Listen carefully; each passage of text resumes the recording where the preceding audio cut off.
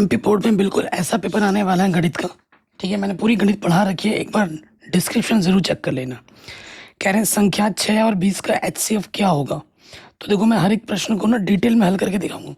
हमें क्या बोल रखा है, 6 और 20 बोल रखा है। तो 6 का गुणनखंड करेंगे, 2 तिया 6, 3 एकम 3, जब तक 1 ना आ जाए तब तक कर दें।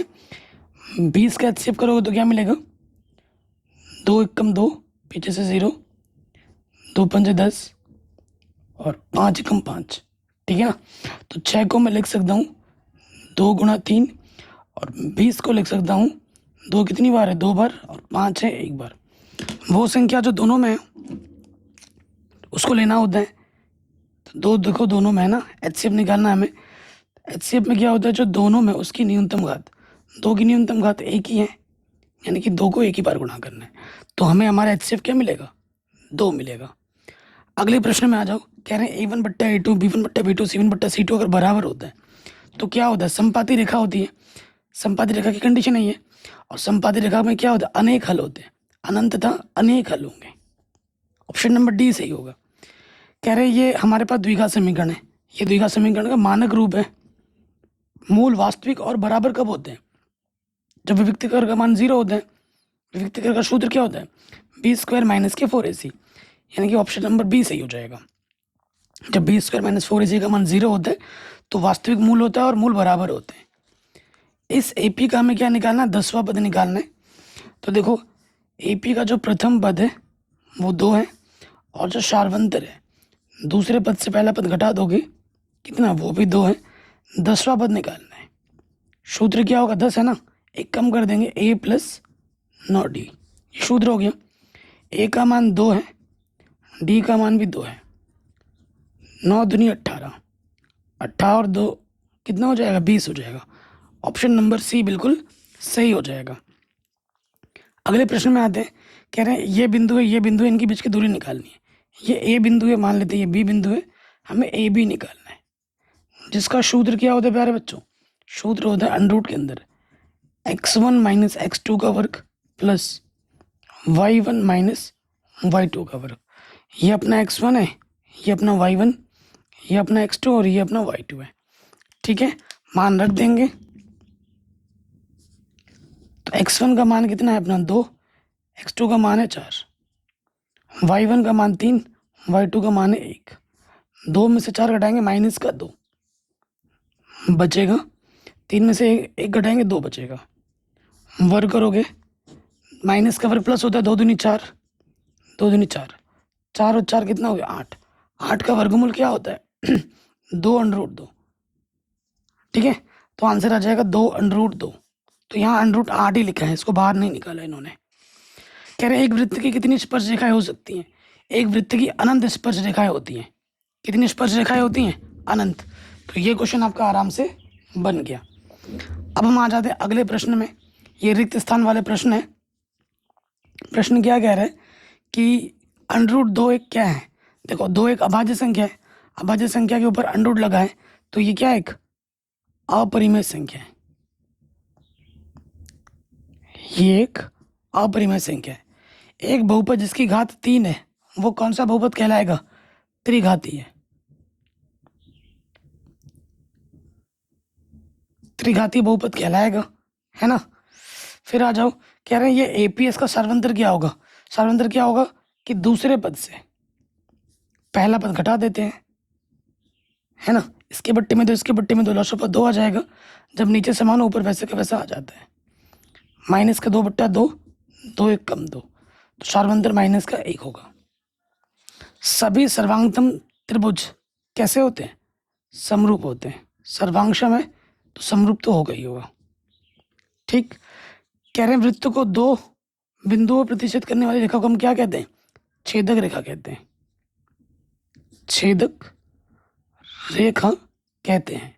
ठीक, किसी घटना ई के लिए घटना ई की प्रायिकता और घटना ई ना होने की प्रायिकता का योगफल क्या होता है, 1 होता है। ठीक है, तो ये क्वेश्चन भी हमारा बड़े आराम से बन गया। अगले प्रश्न में हम आ जाते हैं। कह रहे हैं सत्य सत्य लिखना है। समरूप त्रिभुजों के क्षेत्रफल सदैव बराबर होते हैं। बिल्कुल गलत। कह रहे हैं 1 2 1 3 एक समांतर श्रेणी में। देखो इसके बीच का अंतर 1 है और इसके बीच का अंतर क्या -1 है, तो पदों के बीच का अंतर समान नहीं है, तो ये भी गलत। किसी बिंदु के y अक्ष से दूरी उस बिंदु का y निर्देशांक कहलाता है। मैं आपको बना के दिखाता हूँ। ये अपना x अक्ष है और ये अपना y अक्ष है। ठीक, क्या बोला गया है? किसी बिंदु की y अक्ष से दूरी, y है, y अक्ष से दूरी क्या होती है? x होती है।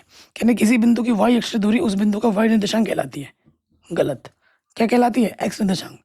शंकु का आयतन πr² होता है। गलत। शंकु का आयतन क्या होता है? 1/3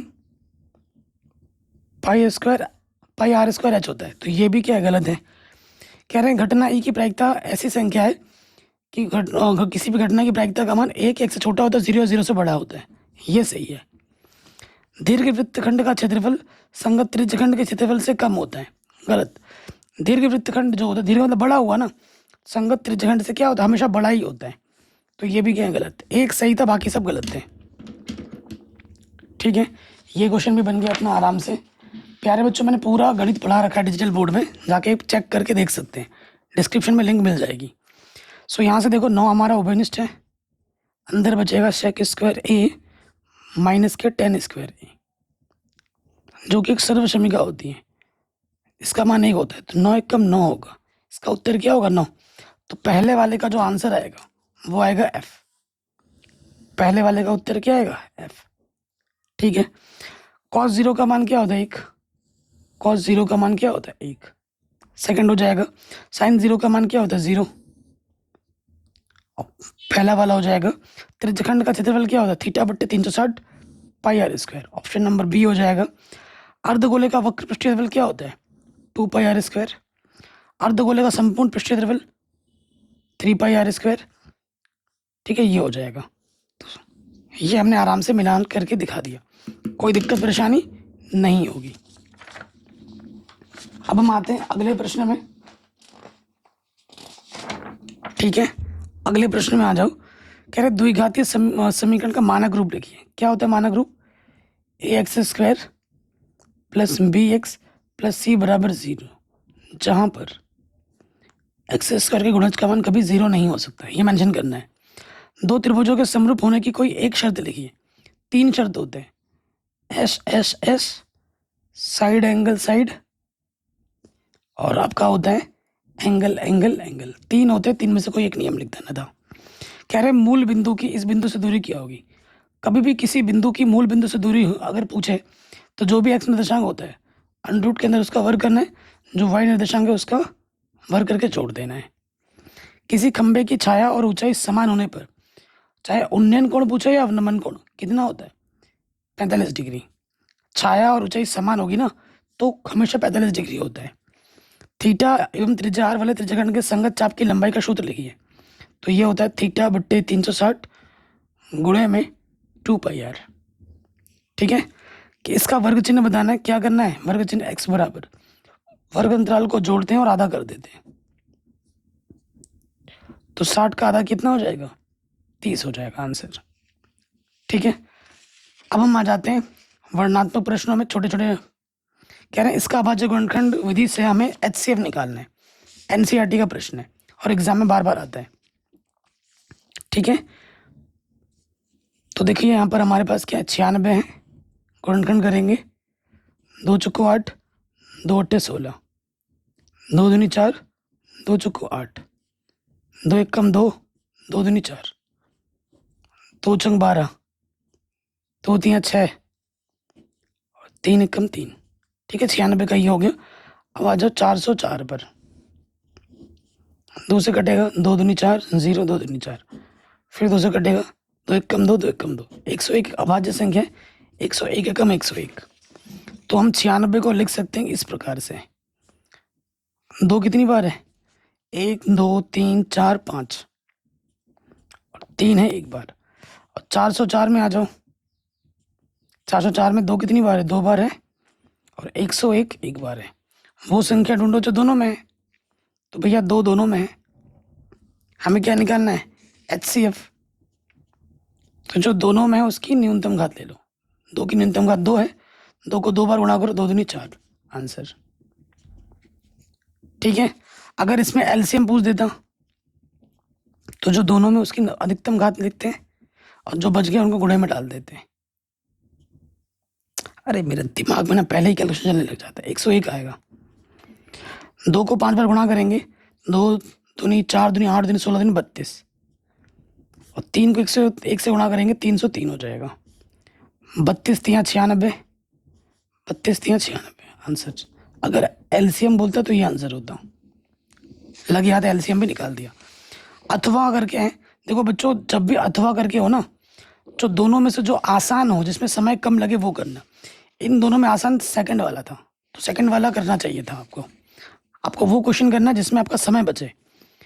148 का क्या करना है, अभाज्य गुणनखंड करो। 2 सत्ते 14, 2 चौक 8, 2 तियाँ 6, 1 बचा 2 सत्ते 14। ठीक है। और 37 एक अभाज्य संख्या है, 37 एक कम 37। तो इतना हलवा क्वेश्चन था। 148 को मैं लिख सकता हूँ 2 है 2 बार और 37 है 1 बार। ठीक है। तो ये क्वेश्चन भी हमारा बड़े आराम से बन गया। अगले प्रश्न पे हम आ जाते हैं। ठीक है। कह रहे अंक गणित का आधारभूत प्रमेय का कथन क्या है। तो देखो ये कथन क्या कहती है, अंक गणित का आधारभूत प्रमेय किसी भी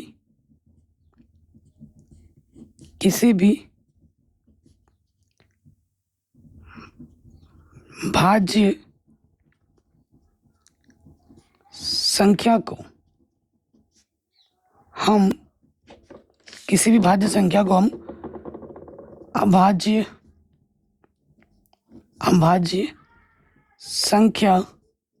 अभाज्य संख्या की गुणनफल के रूप में लिख सकते हैं।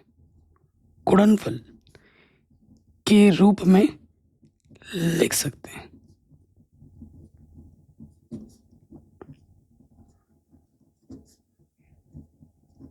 ठीक है, ये होता है।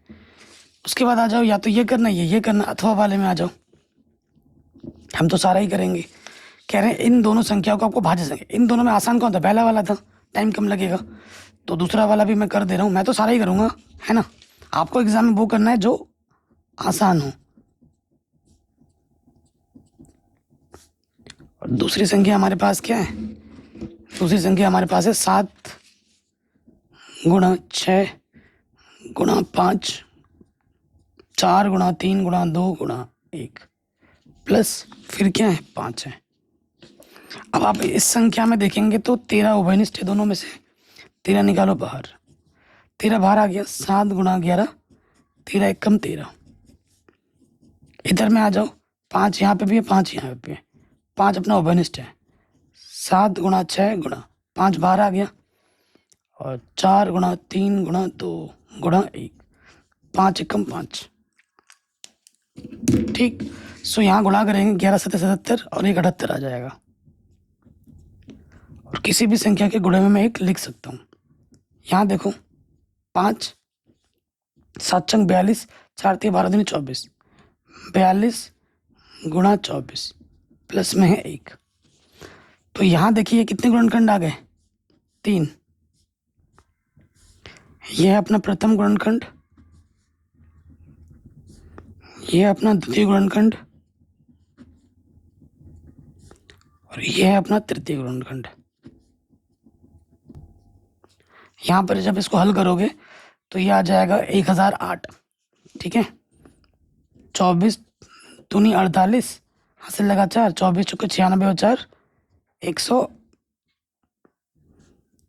और प्लस में है 1। तो ये ब्रैकेट का मतलब गुणा होता है, ये हो जाएगा 1009। किसी भी संख्या में एक गुणे में लिख सकता हूँ। तो ये क्या है, प्रथम गुणनखंड, ये क्या है अपना द्वितीय गुणनखंड, और ये अपना क्या है, तृतीय गुणनखंड। ठीक। तो आप क्या लिख देंगे लास्ट में, लास्ट में लिख देंगे दोनों के लिए, चूंकि संख्या के 2 से अधिक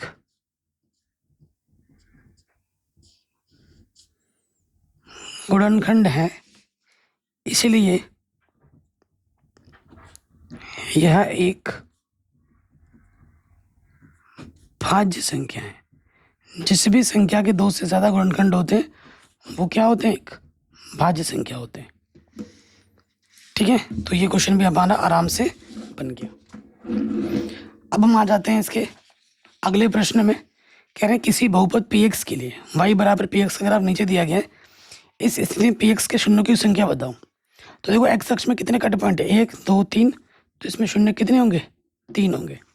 अब ये प्रश्न है और ये प्रश्न है, ये प्रश्न ज़्यादा आसान है, तो इन दोनों में ये करना चाहिए था। अब इसमें बोला इसका शून्य ज्ञात करो। ठीक है, शून्य ज्ञात करने के लिए क्या करेंगे, जो भी बहुपद दिया गया है उसको शून्य रख लेंगे। इसका गुणज कुछ नहीं है तो 1 ले लिया, है ना। अब आप जानते हैं हमें एक्स स्क्वायर के गुणज की गुणा अचर पद के साथ करनी होती है। ऐसी दो संख्या लीजिए जिनको गुणा करें तो 10 आए, ठीक है, और घटाने पे 3 आए, तो 5 दूनी 10, 5 में से 2 घटाओगे 3 आता है। तो एक्स स्क्वायर नेगेटिव है तो ब्रैकेट लगा के रखेंगे मान 5x माइनस के 2x, ठीक। तो माइनस से अंदर गुणा कर देंगे, नेगेटिव नेगेटिव पॉजिटिव। अब आप देखेंगे कि यहाँ से एक जोड़ा बना, यहाँ से एक जोड़ा बना, ठीक है। तो इस जोड़े से क्या जाएगा, एक्स ओबेनिस्ट प्लस यहाँ से 2 ओबेनिस्ट, 2 1 कम 2 2 5 10। अब देख पा रहे हैं कि भैया ये चीज़ और ये चीज़ क्या है, समान है। तो जो 2 बार उसे आप एक बार लिखोगे और जो ओबेनिस्ट आपने निकाला था उसको चिन्ह के साथ दूसरे वाले ब्रैकेट में लिख लोगे, ठीक है। अब इसको एक बार 0 मानना है, एक बार इसको 0 मानना है। यदि x माइनस 5 बराबर 0 तो माइनस का 5 इधर क्या हो जाएगा, प्लस का 5। फिर दूसरे वाले को मानो, यदि x प्लस 2 बराबर 0 तो प्लस का 2 इधर क्या होगा, माइनस का 2। तो ये दो शून्य हमें आराम से मिल गए, कोई दिक्कत परेशानी नहीं होगी। तो ये क्वेश्चन भी हमारा बड़े आराम से बन गया। अगले प्रश्न में हम आ जाते हैं। कह रहे इसके शून्य ज्ञात कीजिए। पहले वाले के शून्य ज्ञात करने, एकदम हलवा क्वेश्चन है, यहीं पे हो जाएगा। देखो शून्य ज्ञात करना है ना, गुणनखंड बनाना है। एक पद गायब है बहुपद से तो और आसान हो गया। तो यहाँ से देखो 4 यू दोनों में से ओवनिस्ट है, 4 का भागा दोनों में जाएगा और कम से कम यू का भागा दोनों में जाएगा। 4 बाहर आ गया, यू से यू स्क्वायर से यू बाहर है तो 1 यू बचेगा। 4 दूनी 8, यू पहले ही बाहर है। एक गुणनखंड दूसरा गुणनखंड 0 मान लो। यदि 4 यू बराबर 0 तो ये 4 गुणे में के बट्टे में आ जाएगा। 0 के बट्टे कुछ भी हो 0 होता है। पहला शून्य 0, फिर दूसरे वाले को 0 मानो। यदि u प्लस 2 बराबर 0, प्लस का 2 इधर आके क्या हो जाएगा, माइनस का 2। दूसरा आंसर। अब ये करना है, कह रहे द्विघात बहुपद ज्ञात किया जिसका शून्यकों का योग तथा गुणनफल दे रखा हो। शून्यकों का योग दे रखा है पहले माइनस का 1/4 और शून्यकों का गुणनफल दे रखा है 1/4। ठीक है, हमें निकालना है द्विघात बहुपद। द्विघात बहुपद, इसका जो सूत्र होता है वो होता है x square minus alpha plus beta x plus alpha गुणा बीटा। ठीक है, ये सूत्र होता है। यहाँ पर हम मान रखेंगे अल्फा प्लस बीटा का मान क्या है, माइनस के 1/4 गुणे में एक्स, और अल्फा बीटा का मान क्या है 1/4। तो यहाँ से क्या हो जाएगा, x square minus minus plus x से कम एक्स बट्टे में 4। ठीक है, अब देखो इसके बट्टे में 4 है, इसके बट्टे में कुछ नहीं, देख तो इसके बट्टे में इसके गुणा इसके साथ हो जाती है। 4 गुणा एक्स स्क्वायर 4 स्क्वायर, यहाँ 4 है यहाँ पे भी 4 है तो ऊपर वो जो होता है वही आ जाता है। यहाँ 4 है यहाँ 4 है, ऊपर जो है वो आ जाएगा। तो द्विघात बहुपद क्या होता है, जो ऊपर ऊपर होता है उसी को हमारा द्विघात बहुपद कहा जाता है। तो हमारा जो द्विघात बहुपद होगा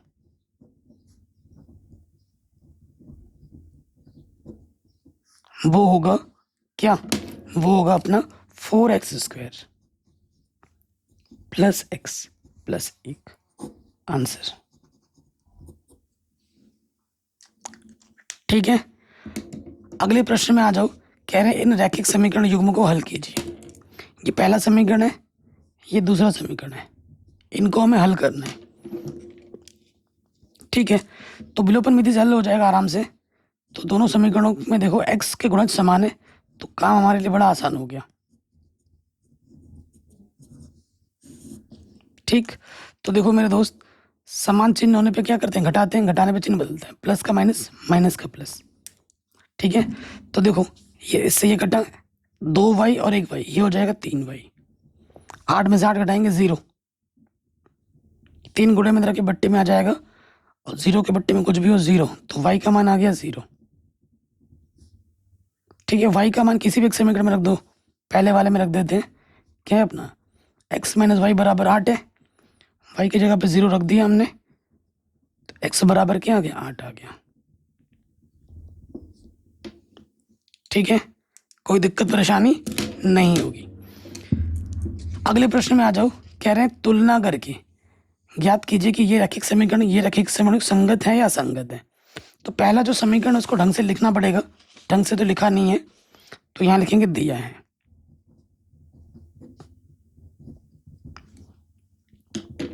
ठीक है, समीकरण को ढंग से लिखेंगे। क्या दे रखा है, 2x माइनस का 3y, प्लस का 8 इधर क्या हो जाएगा, माइनस का 8, उधर बचा 0। ये समीकरण एक है। दूसरा है अपना 4x माइनस के 6y, प्लस का 9 इधर क्या हो जाएगा, माइनस का 9। ठीक है, ये अपना क्या है, समांतर रेखा होगा। देखना, निकाल के देखते हैं अब अनुपात। क्या निकालते हैं, a1 बट्टा a2। a1 क्या होता है, पहले वाले x का गुणज, a2 क्या होता है, दूसरे वाले x का गुणज। 2 1 कम 2, 2 दूनी 4। फिर निकालो b1 बट्टा b2, y का गुणज, पहले वाले y का गुणज b1 होता है, दूसरे वाले y का गुणज b2 होता है। माइनस से माइनस कटा, 3 1 कम 3, 3 दूनी 6। अब निकाल लो c1 बट्टा c2, क्योंकि दोनों बराबर है तो अगला निकालना पड़ेगा। c1 क्या है, माइनस के 8, c2 क्या है, माइनस के 9। तो आप देख रहे हैं स्टार्टिंग के तो बराबर है, परंतु तीसरा वाला बराबर नहीं है। तो अब यहाँ लिखेंगे चूंकि a1 बट्टा a2 बराबर है b1 बट्टा b2 के, परंतु c1 बट्टा c2 के ये बराबर नहीं है, तो ये क्या होगी, समांतर रेखा होगी। अतः यह समांतर रेखा है। ठीक है, अतः ये कैसी रेखा है, समांतर रेखा है, और इसका कोई हल नहीं होता। ये भी मैं लिख देता हूँ, कोई हल नहीं। जब कोई हल नहीं है तो क्या होता है बच्चों, असंगत होता है।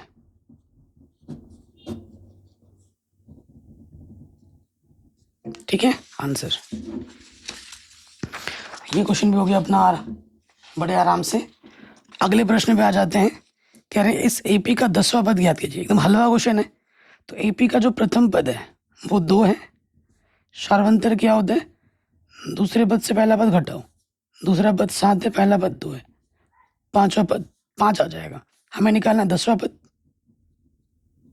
10वां पद है तो एक कम कर देंगे, a प्लस 9d। मान रखेंगे a का मान कितना है, 2 है, और d का मान है 5। तो 9 पंजे 45, 45 और 2 47। ठीक है, पहले वाले पार्ट का आंसर कितना आ गया, 47 आ गया। दूसरे वाले पार्ट का आंसर निकालो, इस एपी का कौन सा पद माइनस के 81 है। ठीक है, हथवे में आ जाओ। एपी का जो प्रथम पद है वो है 21। सार्वंतर क्या होगा, दूसरे पद से पहला पद घटा देंगे तो माइनस का 3 आ जाएगा। कौन सा पद 81 है, एनवा पद 81 है। ए एन जिस भी पद के लिए बोलते हैं उसे ए एन बोलते हैं, यानी कि हमें एन की गणना करनी है ना। और आप सूत्र जानते ही हैं, ए एन बराबर क्या होता है, ए प्लस एन माइनस 1 गुना डी होता है। ए एन मेरे पास कितना है, माइनस के 81, ए मेरे पास है 21, एन मुझे निकालना है, और डी मेरे पास है गुणे में माइनस का 3, प्लस का 21 इधर के हो जाएगा माइनस के 21, और यहाँ पर है माइनस का 3 गुणे में एन माइनस 1। 2 और 1 3, 8 और 2 10। सही किया ना हमने, माइनस की 81 है। एक सेकंड 3 कैसे कर दिया, एक और एक 2 होगा ना, यहाँ पर 102 होगा, और यहाँ पर है माइनस का 3 n-1, माइनस का इधर आके क्या हो जाएगा प्लस, माइनस से माइनस काट दो, 3 गुणे में है, इधर आके बट्टे में हो जाएगा, 3 से काटोगे 3 3 9, 3 चौके 12, माइनस का एक इधर आके हो जाएगा प्लस का 1, तो n का मान कितना हो जाएगा 35। 35वां पद क्या होगा 35वां पद क्या होगा माइनस के 81 होगा। नेक्स्ट क्वेश्चन क्या बोल रहे हैं कि आधारभूत समानुपातिकता प्रमेय लिखिए, यानी कि थेल्स का प्रमेय लिखिए। थेल्स का प्रमेय क्या कहते हैं, अगर आपके पास कोई त्रिभुज है, मान लेते हैं कि त्रिभुज आपके पास है ए बी सी, किसी भी भुजा के समांतर ये रेखा जाती है, मान लेते बीसी की समांतर एक रेखा गई है जो अन्य दो भुजाओं को दो बिंदुओं पर प्रतिच्छेद करेगी डी ई। तो क्या होता है, यदि किसी त्रिभुज एबीसी में एक भुजा के समांतर दूसरी भुजा समांतर जाने पर दूसरी भुजा अन्य दो भुजाओं को दो बिंदुओं पर प्रतिच्छेद करती है, तो बीसी समांतर डी ई, तो क्या होता है, तो ए डी बट्टा डी बी इसके बराबर होता है, ए डी बट्टा डी बी बराबर होगा ए ई बट्टा ए सी, ए ई बट्टा ए सी। ये आपका थेल्स प्रमेय का कथन होता है, इसे आप लिख देना 2 नंबर में। अगला क्वेश्चन है बहुत ही तगड़ा और आसान है, ये चीज़ अपने को दे रखी है और ये अपने को सिद्ध करना है। जब दो त्रिभुज समरूप होते हैं तो उनके संगत कोण भी समान होते हैं, संगत भुजा का अनुपात भी समान होता है, तो मुझे इस त्रिभुज को समरूप दिखाना है, ये अपने को दे रखा है, ठीक है। तो देखो सिमेट्री हमें चाहिए होती है, ए बराबर है सी के, तो हम लिखेंगे यहाँ पर त्रिभुज ए ओ डी तथा त्रिभुज ए किसके बराबर है सी के, तो बी से नहीं सी से स्टार्ट करना, सी ओ बी में। सबसे पहली चीज तो ये देखो शीर्षाभिमुख कोण क्या होते हैं, समान होते हैं, तो हमारे पास कोण ए ओ डी बराबर है कोण सी ओ बी के। क्यों बराबर है ये कोण, क्योंकि शीर्षाभिमुख कोण है, शीर्षाभिमुख कोण है। अब इस कोण से अटैच दो भुजाएं ये हैं, अगर इनका अनुपात में अगर मैं बराबर दिखा देता हूँ तो बात बन जाएगी। तो यहाँ देखो क्या है, ए ओ है, ठीक है, और यहाँ से जो ओ सी है गुणे में इधर के ले लो बट्टे में, ए ओ बट्टा ओ सी, ठीक है, और यहाँ से क्या है अपना ए ओ बट्टा ओ सी, यहाँ से ले लो बी ओ बट्टा ओ डी,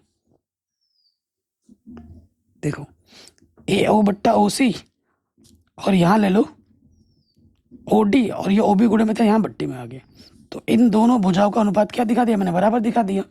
तो कौन सा नियम लग जाएगा, अतः साइड एंगल साइड से, साइड एंगल साइड से त्रिभुज क्या होगा अपना समरूप हो जाएगा, ए ओ डी समरूप हो जाएगा त्रिभुज सी ओ बी के। अब जब दो त्रिभुज समरूप होते हैं उनके संगत कोण समान होते हैं, कोण ए बराबर कोण सी हो जाएगा और कोण डी बराबर कोण बी हो जाएगा।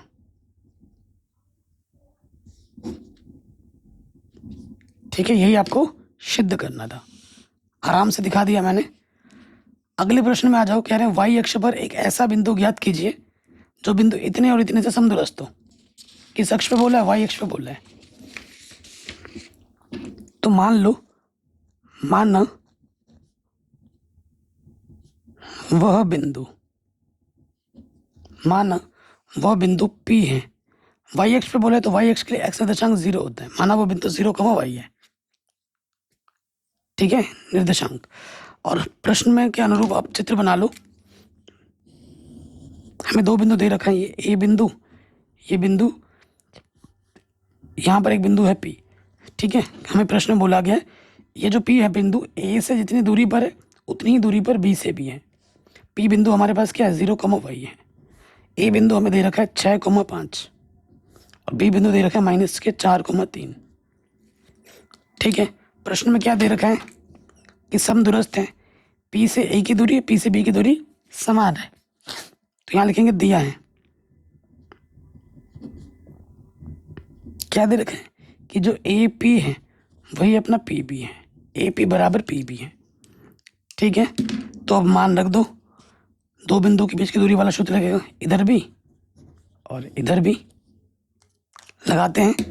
सो देखो, ये अपना x1 y1, ये x2 y2, सूत्र क्या होता है, x1 माइनस x2 का वर्ग y1 माइनस y2 का वर्ग। इधर आ जाओगे अब, x1 minus minus plus x2 का वर्ग, y1 है y, y2 है 3। इधर भी अंडर रूट है, उधर भी अंडर रूट है। अंडर रूट हटाने के लिए हम क्या करते हैं, दोनों तरफ वर्ग करते हैं। तो यहाँ लिख देंगे वर्ग करने पर, ठीक है। वर्ग करने पर जैसे ही वर्ग करेंगे अंडर रूट हटेगा, 6 में से 0 घटाओगे 6 बचेगा, यहाँ बचेगा 5 माइनस y का वर्ग, यहाँ से बचेगा 4 का वर्ग, और यहाँ से बचेगा y माइनस 3 का वर्ग। अब खोल देंगे, 6 छंग 36, a माइनस बी का होल स्क्वायर लगाओगे, a का वर्ग प्लस b का वर्ग माइनस के 2ab, 4 का वर्ग 16, सेम सूत्र यहाँ लग जाएगा, a का वर्ग प्लस b का वर्ग माइनस का 2ab, सूत्र लगा दिया। तो ये हो जाएगा 6 छंग 36 हो गया था, 5 बचे 25, 2 पंजे 10 भाई। यहाँ देखो 16 3 3 9, 16 9 कितना हो जाएगा 25, यहाँ वाई स्क्वायर 2 3 6 भाई। तो देखो प्लस का 25 इधर है, प्लस का 25 इधर है, दोनों तरफ समान आने पे कटता है, वाई स्क्वायर इधर है, वाई स्क्वायर इधर है, कटा। अब देखिए यहाँ है माइनस का 6 वाई, माइनस का 10 वाई, इधर क्या हो जाएगा प्लस का 10 वाई। तो यहाँ पर क्या आ जाएगा, 10 में से 6 घटाओगे 4 वाई आ जाएगा, 4 गुणे में इधर के बट्टे में आएगा, 4 9 36, तो वाई का मान आ जाएगा 9। इसलिए जो पी बिंदु होगा, जो कि आपने 0,y माना था, वो आ जाएगा 0,9, क्योंकि y का मान 9 मिला है। ठीक है, आराम से हो गया। अब इन दोनों में अगर एक कोई करना था तो सेकंड वाला आसान था, तो सेकंड वाला करना। एग्जाम में वही प्रश्न हमें करना है जो सबसे आसान हो। अब अथवा में आ जाओ, अथवा वाला देखो कितना आसान है, इसलिए प्रश्न दोनों पढ़ लेना पहले। ये वाला दे रखा है बिंदु a, b, और ये वाला बिंदु दे रखा है -a, b। ठीक है, ये a है, ये b है, इनके बीच की क्या निकालनी है, दूरी निकालनी है। x1 y1 x2 y2, तो दो बिंदु के बीच की दूरी का सूत्र क्या होता है, ये होता है अपना x1 माइनस x2 का वर्ग, y1 माइनस y2 का वर्ग, अंडर रूट के अंदर। x1 है a, x2 है माइनस के, माइनस माइनस प्लस, y1 है b, y2 है माइनस के b, a और a क्या हो जाएगा 2a, b और b 2b। आगे हल करेंगे तो क्या होगा, देखो 2 का वर्ग 4, a का वर्ग a स्क्वायर, 2 का वर्ग 4, b का वर्ग b स्क्वायर। तो देखो 4 अंडर रूट के अंदर उभयनिष्ठ है, यहाँ बचेगा a square plus b square. 4 का वर्गमूल 2 होता है, ये जोड़ घटाने के रूप में इसका वर्गमूल नहीं है बन सकता, ये अंदर ही रहेगा आंसर। ठीक है, तो ये क्वेश्चन हमारा बड़े आराम से बन गया। अब हम आते हैं अगले प्रश्न में। कह रहे हैं कॉस ए का मान 3/5 है, तो साइन ए और टेन ए का मान क्या होगा। बड़ा आसान क्वेश्चन है और बहुत इंपॉर्टेंट है, सारे ही इंपॉर्टेंट है। देखो हमको क्या दे रखा है, कॉस ए 3/5 दे रखा है, साइन ए निकालना है।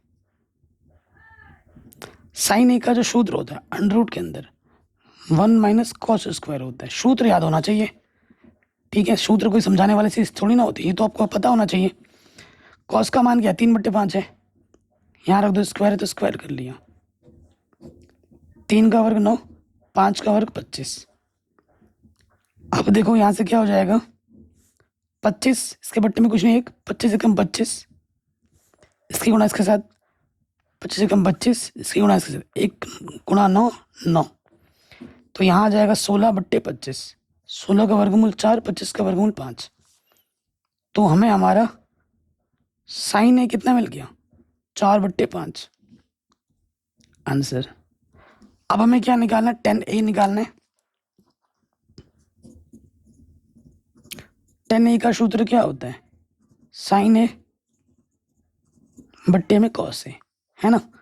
तो साइन ए का मान क्या है दोस्त, साइन ए का मान है 4/5 और कॉस ए का मान है 3/5। ठीक है, इसके बट्टे में 5, इसके बट्टे में 5 कटा, ऊपर से बचा 4, नीचे से बचा 3। तो हमें हमारा उत्तर क्या मिलेगा, 4/3। ठीक है, अगले प्रश्न में आ जाओ, या फिर ये वाला हल करना था। ठीक है, ये वाला यहीं कर देता हूँ। 2 10 30 का मान होता है 1/√3। यहाँ पे वर्ग है तो वर्ग कर दिया, तो ये हो जाएगा 2 1 कम 2 बट्टे में √3। 1 का वर्ग 1, अंडरूट करने पे अंडरूट हट जाता है। देखो इसके बट्टे में कुछ नहीं दे, लॉस ऑफ आ जाएगा 3 1 कम 3, 3 1 कम 3, 1 1 कम 1। तो यहाँ ऊपर क्या है अपने पास 2/√3 और 3 में से घटाएंगे 2/3। तो आप जानते ही हैं कि भैया इसकी गुणा इसके साथ होती है, भागा इसकी गुणा इसके साथ, तो कर लो। ये हो जाएगा 2 × 3 बट्टे में 2 × √3। 2 से 2 घटा, 3 को मैं लिख सकता हूँ √3 × √3। √3 से √3 घटा, यहाँ बचा सिर्फ √3। ठीक है, आराम से बन गया। अगले प्रश्न पे आ जाओ। कह रहे हैं त्रिज्या 14 सेंटीमीटर वाले वृत्त का एक चाप केंद्र पर 45 डिग्री का कोण अंतरित करता है। संगत चाप द्वारा बनाए गए त्रिज्यखंड का क्षेत्रफल ज्ञात कीजिए। बहुत ही आसान क्वेश्चन है।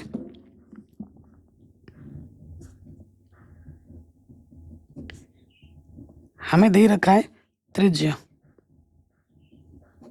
आर से दर्शाते हैं, ये हमें दे रखा है 14 सेंटीमीटर, और जो हमें कोण दे रखा है थीटा 45 दे रखा है।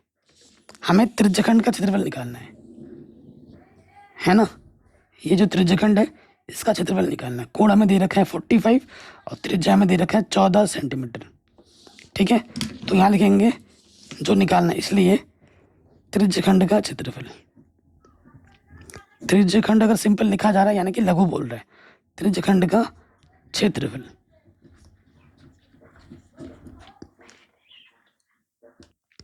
सो देखिए इसका सूत्र क्या होता है, थीटा बट्टे में 360 गुणे में πr², है ना। तो अब मान रख देंगे, थीटा हमारे पास है 45 डिग्री बट्टे में 360, पाई का मान होता है 22/7, और त्रिज्या हमारे पास है 14, r² है तो 14 × 14, 2 बार गुणे में आ जाएगा। अब इसको हल कर लो, तो देखो यहाँ से 5 से कटेगा। ठीक है, 5 7 35, 5 दूनी 10, 5 9 45, 9 1 9 9 8 72। ठीक है, 9 8 72 होता है। अब देखो काटेगा 7 दूनी 14, 2 चुको 8। ठीक है ना, 2 दूनी 4, 2 1 कम 2 1 कम, और 2 7 14, तो 11 × 7 बचा। यही बचा ना, और कुछ तो नहीं बचा। 11 7 70 सेंटीमीटर आ जाएगा, सेंटीमीटर² आंसर।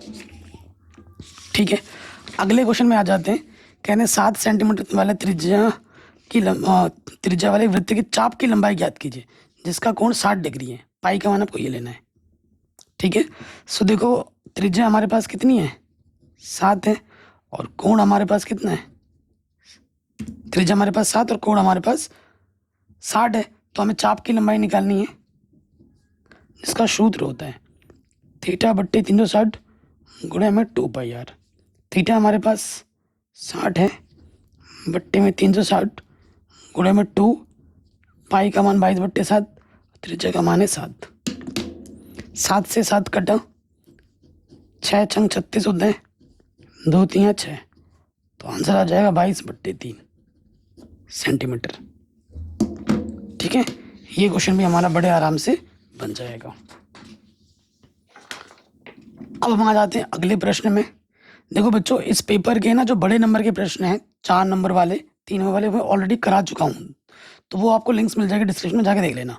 ठीक है, अगर आप चाहते हो मैं ऐसे पेपर और लेके आऊँ जो कि मैंने ऑलरेडी करा रखे हैं, वो भी मैं करवा दूंगा, बस आप कमेंट करना। और पूरी एनसीईआरटी से क्वेश्चन आते हैं, एनसीईआरटी पूरी मैंने पढ़ा रखी है डिजिटल बोर्ड में, फ्री ऑफ कॉस्ट।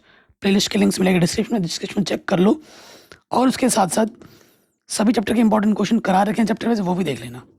ठीक है, अगले प्रश्न में आ जाते हैं।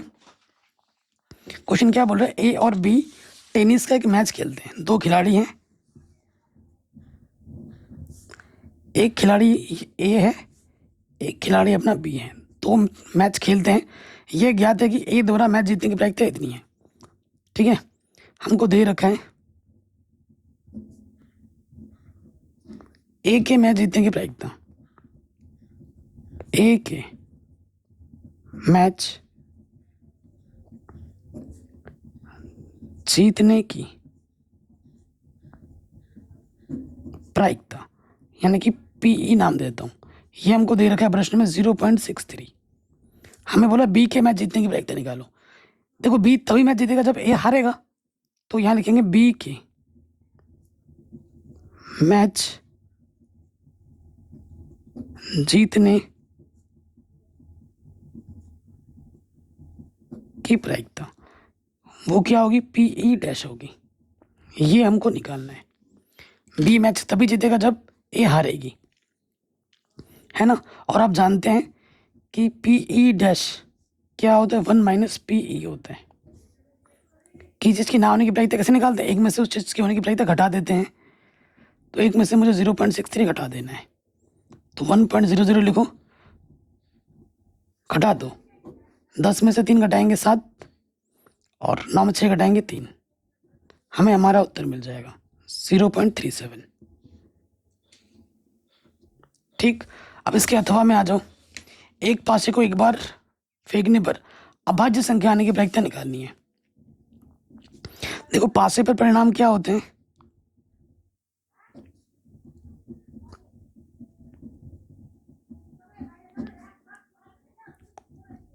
एक, दो, तीन, 4, 5, 6 होता है।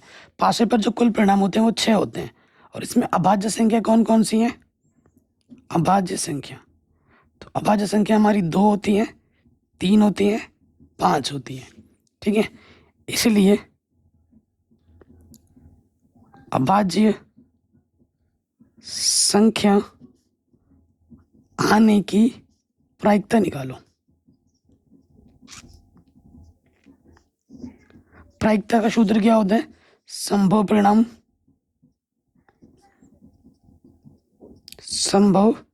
परिणाम बट्टे में कुल परिणाम।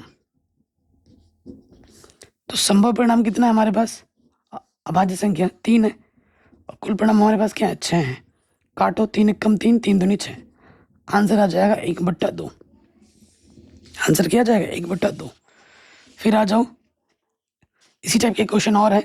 कह रहे हैं एक थैले में 3 लाल और 5 काली गेंदें, एक गेंद यादृच्छा निकाली जिसकी प्रायिकता क्या है, लाल हो।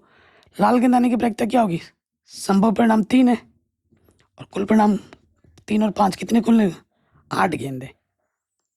लाल नहीं हो, यानी कि एक में से लाल होने की प्रायिकता में क्या करनी है, घटा देनी है। लाल होने की प्रायिकता कितनी थी, 3/8 थी, लॉस ऑफ आ जाएगा 8। इसकी गुणा इसके साथ 8 कम 8, ये 3 वैसा का वैसा रहता है, तो ये आ जाएगा 5/8। ठीक, अगले प्रश्न में आ जाते हैं। देखो इसका जो 3 नंबर 4 नंबर के जो प्रश्न है मैं अलग से ऑलरेडी करा चुका था, तो उसके लिंक्स मिलेगा डिस्क्रिप्शन में, जाके देख लेना। 52 पत्तों की अच्छी प्रकार से फिटी की एक गड्डी में से एक पत्ता निकाला जाता है। लाल रंग का तस्वीर वाला पत्ता प्राप्त करने की प्रायिकता क्या होगी। देखो गड्डी में 52 पत्ते होते हैं, जिसके 2 कैटेगरी हैं, 26 पत्ते की और 26 पत्ते की। एक 26 में काला होता है और एक 26 में लाल होता है। ठीक है, काले की अपनी 2 कैटेगरी होती है, हर कैटेगरी में 13-13 पत्ते होते हैं। लाल की भी अपनी 2 कैटेगरी होती है, हर कैटेगरी में 13-13 पत्ते होते हैं। अब चेहरे वाले पत्ते हर कैटेगरी में 3 होते हैं, बेगम, बादशाह, गुलाम। तो लाल कैटेगरी में चेहरे वाले पत्ते इसमें भी 3 है और इसमें भी 3 है, तो लाल चेहरे वाले पत्ते कितने हैं, तो यहाँ लिख देंगे, यहाँ पे लिख देता हूं मैं। देखो लाल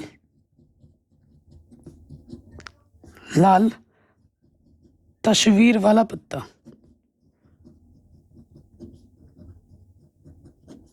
कितने हैं हमारे पास, 6 हैं, और कुल पत्ते कितने हैं, 52। तो हमें क्या निकालना है, लाल रंग की तस्वीर वाले पत्ते आने की प्रायिकता निकालनी है। इसलिए लाल रंग की तस्वीर वाला पत्ता आने की प्रायिकता। सूत्र क्या होता है? संभव परिणाम बटे कुल परिणाम। संभव परिणाम है 6, कुल परिणाम है 52।